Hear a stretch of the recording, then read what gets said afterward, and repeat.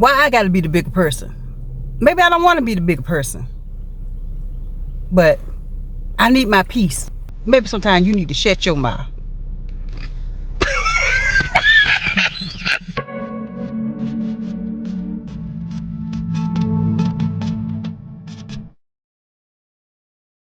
Man, peace over pride. Man, sometimes you just gotta shut your mouth and forget about your pride and just lay hold of your peace, because honey, folks will make you so mad and you know they're wrong and your peace is being disturbed. But sometimes you just gotta be like, you know what, give me peace over my pride. Peace over pride. That's what we need these days. I know you probably came across some folks and it's like they do everything they can to rob you of your peace. Honey, on these jobs, honey, in these churches, in these homes, folks will rob you of your peace if you let them.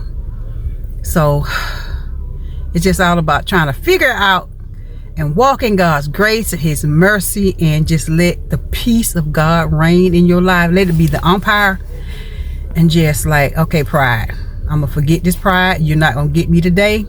I just want peace. I don't have time to walk in pride, because you want to tell them off. You want to tell them a piece of your mind. You want to tell these folks, leave me alone and give me peace. Don't let yourself be robbed of peace just because of your pride. You know, you want to launch out and you want to just tell them off, and oh my God, your peace is just disturbed. You are capable of walking in that peace. Okay, so if you really want to have peace, you've got to add God to the equation. Otherwise, you will not be able to. You got to have peace over pride, peace over people. And I don't mean over people in a way where you just, you know, you don't consider other people, but you know, you got to keep your peace. God has given us peace, so it's all about maintaining and taking hold to what he's already promised us. He gives us peace that surpasses all understanding, and you gotta walk, you gotta rest in peace. So don't let your pride cause your peace to be disturbed. Man, this thing gets rough sometimes. I know everybody know how that. This is all about, you know, hey, it's a daily thing. We walk this path, you know, and sometimes we want to clean things out and get rid of things, and we need to get rid of some things, but I think we got to add peace to the equation in order to walk in fullness and just to really see God's grace and his mercy. Because once you're robbed of your peace, that's a horrible place to be in, especially now us older folk. I say older folk, us seasoned folk, man, we are the generation, what we are, generation what? Y'all are Gen X. Now listen, if you're a Gen Xer, you know, growing up there was so, why are you laughing? Don't. You know, growing up in the older generation, the more seasoned generation, I like to say seasoned, if you consider what they call a Gen X, then you know, coming up back in the day, some things were way harder than, you know, maybe the young people have today. Things are a bit different for the young people, and it's so sad that now, you know, I'm hearing this, they're tagging the new generation as the lost generation or something, and that's just a horrible thing to even try to grasp it. These, you know, the people, the new generation, I say new generation, this current generation is even being considered a lost generation, you know, and that's, their peace is always being robbed because they don't even know, some of them, what real peace is, you know, because they're having to fight with so many things that they see happening in this generation. It's really sad.